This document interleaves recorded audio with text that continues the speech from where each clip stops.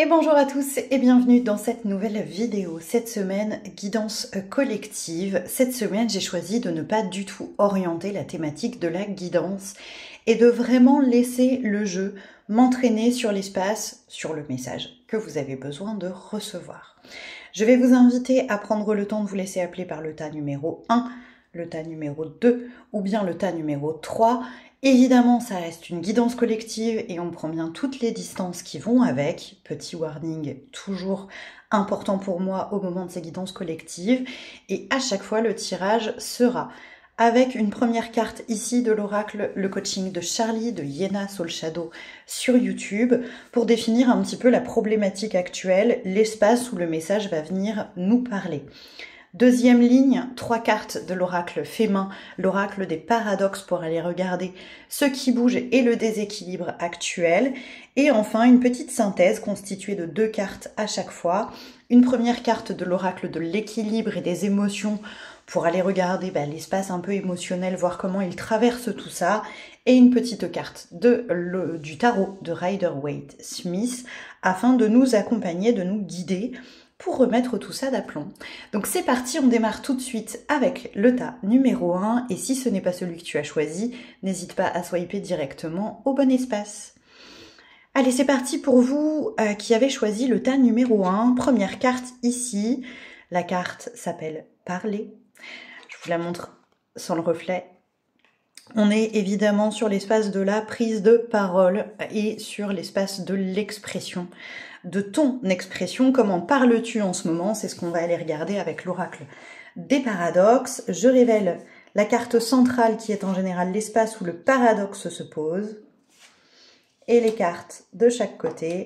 On voit qu'on est cohérent puisqu'on a quand même la carte du chakra-gorge à l'envers. Allez, c'est parti. La carte centrale se pose sur l'intuition qui tombe à l'envers. Ici, on n'a pas une parole intuitive, on n'a pas une parole libre, on n'a pas une parole en lien avec le fluide de l'intuition. Ce qu'elle m'évoque, cette carte intuition à l'envers ici, c'est qu'on ne se permet pas de communiquer librement, qu'on ne se permet pas de communiquer sans prendre un espace libre. Vraiment, c'est ce mot libre qui vient. Et donc, j'ai de chaque côté la gorge à l'envers, ce qui paraît cohérent puisqu'on a vu qu'on allait parler de notre communication.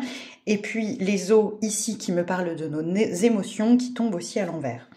Ce que ça veut dire concrètement pour moi dans ce tirage-là avec l'oracle des paradoxes, c'est qu'on ne s'autorise pas à parler librement. Il y a le filtre du mental. C'est ici ce qui semble assez évident. On prend en compte l'émotionnel de l'autre peut-être, trop. On prend en compte, pas assez pour le coup, nos propres émotions. Bref, il y a quelque chose qui vient verrouiller notre gorge en lien avec l'émotion, en lien avec le mental, et donc on perd en fluidité de communication. Ça signifie quoi? Ça va signifier qu'on va inviter à travailler l'espace de la gorge, bien entendu, ça paraît évident, son expression, et qu'on va chercher à la libérer. Ici, ça me fait penser aux personnes qui parlent un petit peu comme si on venait de leur dire « à partir de maintenant, tout ce que vous pourrez dire sera retenu contre vous ». Il est peut-être temps de se dire que on a le droit de s'exprimer. Évidemment, ça ne veut pas dire qu'on ne tient pas compte de comment l'autre va le recevoir, mais que ça ne doit pas nous empêcher de dire ce qu'on a à dire. Ici, on peut être tout à fait sur quelqu'un qui va avoir besoin d'un accompagnement en communication bienveillante, en communication non violente, pour réussir à s'exprimer malgré l'impact que ça a sur l'autre, tout en faisant attention bien sûr, mais sans non plus s'empêcher de parler parce qu'on est clairement dans cet espace-là. Je regarde l'oracle de l'équilibre et des émotions. Patience. C'est un travail compliqué que de libérer cette gorge. Ça va peut-être vous demander du temps. Donc ici, ça fait peut-être très longtemps qu'on est verrouillé. Ça fait peut-être très longtemps qu'on ne s'est pas autorisé à communiquer librement. Ça va peut-être prendre du temps pour se rééquilibrer.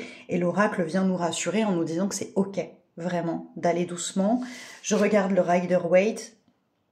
Le jugement, on est clairement sur cet espace mental qui a besoin de se libérer, de se permettre qu'on puisse parler sans peur du jugement, sans avoir peur de comment ça va être reçu par l'autre.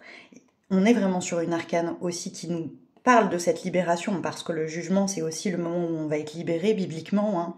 Donc on est aussi bien sur une carte qui nous parle de notre jugement mental ici, mais aussi sur la libération de la fluidité de notre parole.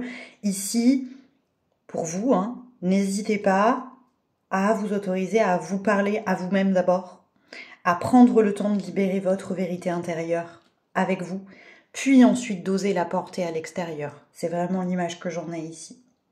N'hésitez pas à me dire si vous avez des questions, si vous avez envie de me faire un retour sur ce tirage, rendez-vous dans les commentaires, je serai ravie de vous lire. Et on va donc tout de suite pouvoir s'adresser à ceux qui ont choisi le tas numéro 2. C'est parti pour vous qui avez choisi le tas numéro 2, on va les regarder avec la carte du coaching de Charlie, sur quel espace on va aller travailler pour cette guidance. L'agitation mentale qui tombe à l'envers. Ici, sans doute qu'on est en train de nous parler du mental, hein, ça c'est évident, mais aussi d'une paix mentale. On va aller regarder un peu plus en détail avec l'oracle du paradoxe. Je démarre par la carte centrale qui vient nous dire où se pose le paradoxe. Et libération émotionnelle à l'envers. Et de chaque côté, on va avoir s'écouter. Et encore une fois, les pensées négatives limitantes. Je crois qu'ici, il est question de rééquilibrer l'écoute mentale et émotionnelle. Peut-être que ton mental, ici, vient te dire, tu sais, quand je m'énerve, c'est aussi parce qu'émotionnellement, tu ne t'écoutes pas. C'est vraiment le message, il peut pas être plus clair, il peut pas être plus fluide. Notre mental, parfois, prend le relais des espaces émotionnels lorsqu'ils ne sont pas entendus. Et si tu souhaites faire taire ton mental à tout prix, il va falloir être disponible pour l'émotionnel. Ici, on est en train de me dire que ton mental ne s'emballe pas pour de mauvaises raisons. Il s'emballe parce que tu dois aller écouter ton espace émotionnel. On peut ici penser à certaines personnes qui pourraient avoir tendance, vous savez, à la positivité toxique. Je veux pas reconnaître que ça va pas. Je veux aller bien. Donc, j'étouffe les espaces en souffrance. Je m'autorise pas à les laisser passer. C'est vraiment ce que vient me dire un petit peu ces petites cartes tout ensemble. Prends garde, attention, la positivité, c'est chouette, mais ça doit pas non plus venir étouffer les espaces qui ont besoin d'écoute et de soins à l'intérieur de toi. Il y a un petit peu de cette mise en garde ici. En tout cas, quand ton mental hurle, c'est pas forcément du mental mal placé, c'est peut-être qu'il vient au secours de ton cœur qui n'est pas entendu. On va aller regarder la carte de l'équilibre et des émotions pour voir un petit peu l'impact émotionnel. Satisfaction, ok. Peut-être qu'ici on a la sensation de mieux s'en sortir parce qu'on met sous le tapis. Mais ici j'y vois une mise en garde. J'y vois une mise en garde quand même. Ouais. Je regarde avec le Rider-Waite-Smith à côté. Oui, c'est ça. Le 3 de coupe à l'envers. On est sur un 3 de coupe à l'envers. Il y a des émotions pas écoutées.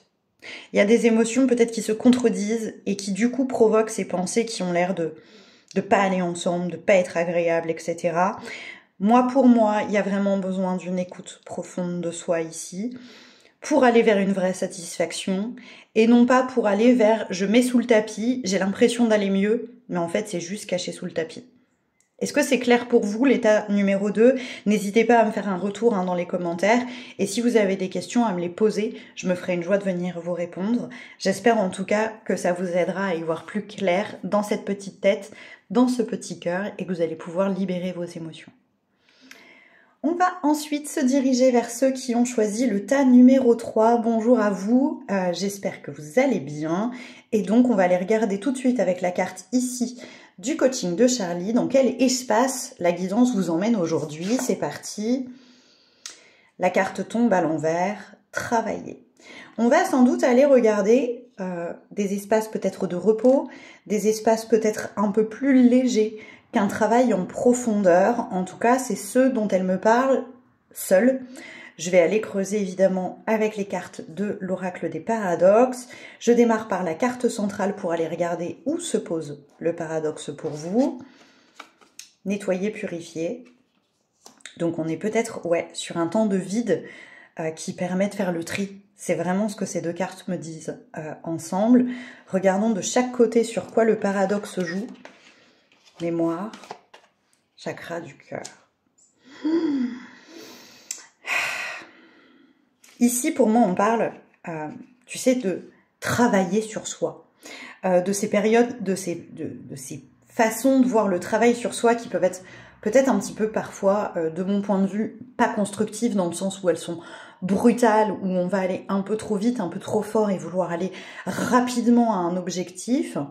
Ici, pour moi, on est sur exactement le contraire, des petites phrases du genre « je vais aller chercher la meilleure version de moi-même. J'ai enfin compris mes problématiques, donc je vais pouvoir m'en débarrasser rapidement. » Non, ici, on est en train de te dire qu'il y a quelque chose qui va prendre du temps et qui n'est pas un travail à proprement parler. On dit travailler sur soi, mais on ne devrait pas dire travailler sur soi. On devrait peut-être dire « je vais prendre soin de moi, je vais m'écouter ». Je vais laisser les espaces de moi qui ont besoin d'être nettoyés, d'être accueillis, d'être entendus, d'être purifiés, venir, et j'entends que ça prenne du temps.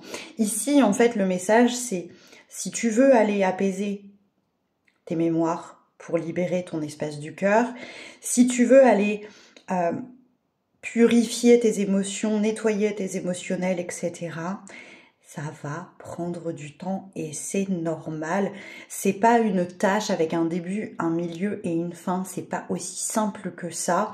Et parfois, c'est pas tant un travail, c'est aussi laisser couler les choses, laisser couler les émotions. On revient à la carte eau ici tout à l'heure. Laisser couler. Vraiment, j'ai cette idée-là de passer par l'acceptation, la prise de conscience complète, et enfin, le bouleversement émotionnel qui va avec, le laisser s'écouler gentiment et ne pas forcer le travail. Il y a un lien au temps ici.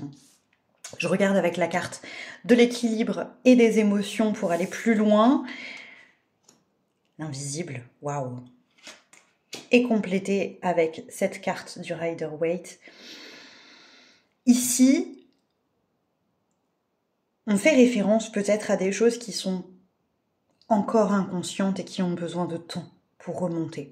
On fait aussi peut-être référence pour certains d'entre vous à la présence de l'invisible auprès de vous pour vous soutenir dans ce travail, pour vous soutenir dans cette étape, pas ce travail. Justement, il ne faut pas que j'emploie ce mot-là pour vous, dans cette étape de vie aujourd'hui, pour aller accueillir, pour aller libérer émotionnellement. L'invisible est auprès de vous et vous accompagne. L'invisible est en soutien, ce qui ne veut pas dire qu'il ne reste rien pour vous. Et c'est bien ce que cette petite carte vient me dire ici. Mais ne voyons pas ça comme un travail scolaire, début, milieu, fin. Ça prend du temps, c'est ok. Et ce n'est pas une leçon qu'on valide à 100% en un seul coup. Ici, j'ai vraiment l'image scolaire qui ne va pas et dont on va être invité à se détacher pour laisser place à quelque chose de plus subtil, de plus sensible et donc de plus doux et de peut-être un petit peu moins rapide, mais bien plus efficace et bien plus ancré. J'espère que c'est clair quand je vous le dis comme ça pour vous qui avez choisi le tas numéro 3. Évidemment, n'hésitez pas à me dire si vous avez des questions dans les commentaires ou à me faire un retour sur ce tirage. Dans tous les cas, je vous remercie d'avoir regardé cette vidéo jusqu'au bout. Je vous souhaite une très belle semaine et je vous dis à la semaine prochaine pour une prochaine vidéo. Ciao, ciao les petits chats.